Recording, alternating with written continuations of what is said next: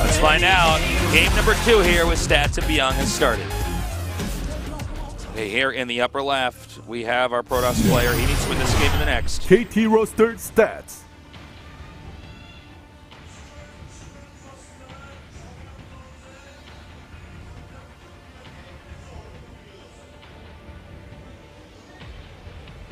And in the bottom right, in the blue, innovating Terran here, he is.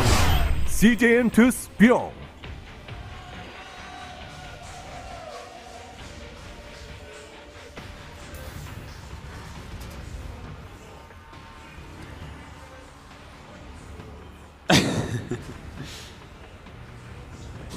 I like that hat. What did it say? I think it said F-U-K-K. I might be wrong. Maybe I'm totally wrong, but I believe that's what it said. That's what you think everything says. Once I wrote my name down, I was like, does that say F-U-K-K? No, Tases. This is Dan Stamkowski. Is that how you spell Artosis? Like, that's just a picture to you, isn't it? All right.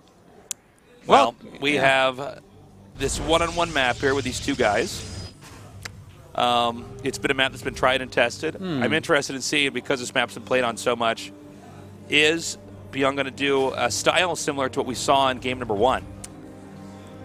Huh. It's a really good question because, you know, he saw the Phoenixes and then went into it. But that build and the way that he used it and played it, I don't think it's a counter build to Phoenix Colossus. Because Phoenix Colossus is rare enough that I think it would be really weird to have such an intricate late-game counter build against it. You know what I mean? Yeah. So... Did we even see a single Immortal in the last game? I don't think we did. No, we didn't. No. Not even one. I wonder if you're playing against a style like that, if it's actually good to get 2 Robos. That's a very good question. I mean, you're definitely going to have a lot less gateway units, but yeah. I'm just thinking about the Thors, and they offer so much tanking. I mean, you want to get rid of the Thors immediately, you know? Yeah. I think if you go 2 Robo for Immortal Colossus, you just never have the gas to get any anti-air, so Vikings will always kill your Colossus. I think the double Robo should be for either just Colossus after 3 or 4 base, or to maybe switch rounds up. Like maybe you suddenly make 4 Immortals. That's really interesting because you can do these like almost like what Zerg does. These just dramatic tech shifts. Yeah. And maybe mess up the other player with what kind of unit comp he has. Specifically against like, I guess the way that we've seen that the most in the past is if, you know, a Terran player is. Oh my God! It just left my brain completely. I had a perfect example for this. I don't know why that just left. Oh, okay, yeah. It's if a Protoss player. This was before the Widow Mines pushes destroyed High Templar openings. But if you went for a High Templar opening and kind of did a little contain, sometimes you would throw up 2 Robos and make 4 Colossus, and bam! Suddenly he has like 2 Vikings, and you have 4 Colossus. You win the game. I mean, it wouldn't be that dramatic with what we're talking about, but you know that's the type of situation that can be pretty good. So we do see Protoss is not going to go for any Stargate tech here. I think that's definitely a better move on this map specifically. I don't think we could see the Phoenixes be utilized the same way. Agreed. And we saw on the other map. Agreed. I think the farther away you are and the bigger the map and the more cavities there are in the corners of the map, that's when the Phoenixes get better. Certainly. But I would say on this map you're actually too close together. And the thing is, like, you have to cross the map, I think, a lot, and it's more likely to get caught. Yeah, I don't really care for it that much here. I think that he can just play a strong standard normal game. It's kind of an interesting map because this is another map. I really like the maps where when I ask a bunch of pros, like some of them think it's good for Protoss, some think it's good for Terran, some think it's just like a good map. Yeah. Because that's like, oh, okay, you know, there's a lot of different styles. It's not completely decided. That gives us really good games. Like, who's actually better on this map? Here's a question for you. Yes. I want to see if you're going to think of the same map as me. What is the best map in all of StarCraft history? Destination? Yes, that's correct. Well, I knew that you would say that. What you don't agree? My favorite was Lost Temple because I could put tanks on the high ground and win the games. Yeah, Destination might have been the best, but I really liked Action Peaks of Bake Dew. That was for me the Oh, funnest that's such map. a cool map. It was probably not the best map, but for me it was the most fun map. For every matchup, it was ridiculously fun. Well, we and then we made it in StarCraft II, and it was one of the worst maps we ever had. Crossfire. For any of you who are StarCraft II, old school, but not StarCraft 1. Crossfire. I'm trying to think if we've had other maps that were remade that were... Yeah. I mean, the early maps we used... well, hold on a sec. Let's see how this attack does. He wants to try to get a Nexus Cannon triggered here, and then he's going to run away. Yeah. And has to do it. Oh, you have to pull the probes here. Ah. Oh, my God. Oh, and he doesn't actually have a sentry. What? Ooh, Is this happening? Yeah, unfortunately it is. Okay. This is a great situation for Bbyong. I feel like his timing on warping an additional unit was maybe a little bit off. That was almost a bop, Artosis. If this was a Korean dish, it'd be a beep and bop. Oh, wow. Wow, yeah. That was good, actually. I've waited my entire life to tell that joke, Artosis. Yeah. I've been casting for about 4 years and didn't quite have the right moment to say it. And then I'm like, okay, here it goes. And then I messed it up as I say, I go, if that was a Korean dish, it would have been a beep and whoop whoop. And I'm like, no! I can't believe that Bbyong just walked into his base like that. Yeah, you have to pull probes there. Yeah, that push is actually, it's like pretty popular overall. What's funny about it is I bet that in practice so much with stats, people trigger the next cannon and then run away. Because hypothetically, that's what you're supposed to do. Because if Protoss does pull probes, then you're going to lose that fight. And not get much out of it. But the thing is, after 4 Stalkers, normally you grab a sentry immediately. Mm-hmm. And a lot of times the sentry is specifically to stop something like that, because Terrans like to mix in builds like that where they just sacrifice all of the bio to kill probes off. In this case, of course, killed a lot of Stalkers, a few probes and whatnot, forced an Nexus Cannon. But I'm actually just slightly surprised he didn't have a sentry. I think it's because he was being a little bit greedy with the speed of his +1 armor and his Colossus tech and all that. Like maybe he just didn't have the 100 gas. Because we saw him warp in like 2 Zealots and a Stalker there. It's possible that he's cutting a little bit of corners. Yeah. Cutting a few corners here and there. And that punishes that. Well, it's just so funny because I did not expect Bbyong to actually go in there. Yeah. Well, that build is specifically designed to like help punish builds such as like 1 gateway into all your tech and some upgrades. So we do see nowadays more often people will go 3 gates with that robo, like right after that robo. Anyways, kind of an interesting opening here from Bbyong. Looks like he's going to try a drop and a little frontal attack right now.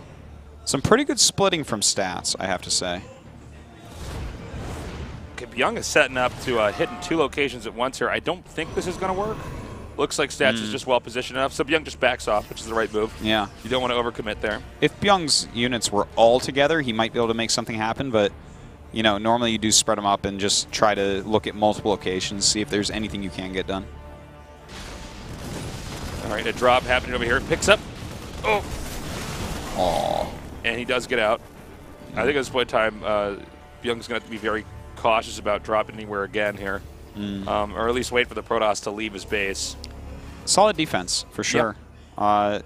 By the way, Bbyong, he's been putting down a single Widow Mine near bases that he's expanding to. Which is the bottom base in the left of the command center. Might be just to stop like a Zealot that comes warping in. Like rough that up a little bit. We do have 4 Vikings on the way. Could we see an SCV pull this game? Wouldn't be a bad game for it. You know, the storm is late. In fact, we don't even have a Templar Archives, do we? Yeah, I don't think so. So you know what? I think a storm would, an SCV pull would actually be totally fine. Yeah, maybe. It's a good timing, though, on that 4th base, and Stats definitely has been on top of his Colossus production. Good upgrades as well. I like how he's actually gone 1 Forge this game, because that's not very common right now, but it's actually allowed him to get a nice quick charge here with that Templar Archives and still have 4 Colossus out. Okay, Protoss starting to push out here. The Templar Archives is about to finish up. Are we going to have that? You know, I don't think we will have an SCV pull just because armor's halfway done. And if we do have an SCV pull, I think it would be at the mistimed. Well, but let's see. 3 ghosts coming. Actually, maybe he is still going to do it. When you see those 3 ghosts making 3 ghosts, 1/1 upgrades. Storm's what, like almost halfway done or something, right? This might be an anti-time in. He might just get there right as Storm's there. But if he hits EMPs, he's good. I think he is going to pull. Okay. I really do. Like, seeing these 3 ghosts lined up like this, Really feels like it. He's going to have the +1 armor, the 3 ghosts, and the 4 Vikings coming to meet up. It's timed out like really nicely. Let's see if he pulls those SCVs. Storm looks like it absolutely will be done if he does so. All right, I believe we're having the push out. Do we have SCVs pulled? No, we don't have. No. Wait, maybe I'm speaking too soon. I see a blob in the middle of the. Nope. Oh, okay, there it is. All right. Yeah. He's waiting for those last rallies to come through. Okay, so he means business right now. A lot of this is going to come down to where do his EMPs and snipes land. Can he get rid of all the side storm? This cavity here in the middle of the map does make a little bit easier for the Protoss to hold, since the Terran can't get as nice of an arc around there. Now he stims. He's going to run here. He wants to either kill these Templars or bait out the storms at the minimum. Yeah, it doesn't quite do that. Nice storm on those Vikings. Another one as well. And force fields out some of these ghosts, actually. Does pull back from these Vikings, but SCVs are now bleeding through. The force fields are going to diminish momentarily here. The Vikings are gunning down the last remaining Colossus. And you know what? Those were some great force fields to hold him back for so long. We have more and more Zealots coming down right now, but is that actually enough? I don't know. I don't know if he has enough bulk here. Oh, my God. Uh-oh. That's going to be so sick when that lands, even though it's probably not going to help that much. Oh, and actually it helps a lot. Look at those Archons completely stuck at the moment. Lands on his Vikings. God. Okay, a huge warp though of Zealots over here at the 3rd. You know what? I think that he has held it, though. It looks like everything will just barely be cleaned up. Yeah. Psystorm's just barely hitting enough here. Now we have a Protoss with 63 probes to a Terran with 27 SCVs, but he's still pushing forward here. Nope, not enough. GG. Yeah. Okay, so Bbyong's strategy was pretty cool, but it was not timed out properly. Protoss had more than enough storms. Also, the force fields were phenomenal. They were. The force fields won that for him for sure. Whenever you see an SCV pull, one of the easiest way to win is to simply set up a little force field wall and box the SCVs out, because they're losing so much money by not mining with those SCVs. If you can just hold that off for a little while, get another warping or two out, and then, of course, you do the storms after the force fields, you're usually in good shape. You have to stall those pushes so massively, and it's really hard to do. We haven't really talked much about, but prioritizing spells. What do you cast first, when, and where? In that situation, I believe you want to use always force fields first and storms after. Force fields to buy time, assuming that you can actually get a block up. Yeah, I think you... one of the interesting points in one of those battles to me is, are you targeting Vikings with the storms? Because almost never will you kill off the Vikings before they get the Colossus. And then the storms, like, I would have rather had those in the bio, because the Vikings are not what you're worried about at the end when your Colossus are weird situation. You pretty much want the Colossi to just get as many shots off as humanly possible before they are taken out. Because it's the ground army that'll win. I mean, if you kill their ground army and they just have Vikings, the Terran still has to turn around. But if you kill their Vikings and the Terran still has a ground army, you have a much higher chance of losing the game. Well, next map going to be Merry-Go-Round. Definitely a good map for Terran versus Protoss. Stats might be going for a 2-base build here. Kind of hard to hold that 3rd. So that's going to be what Bbyong needs to look out for. It's now time for game number 3 here.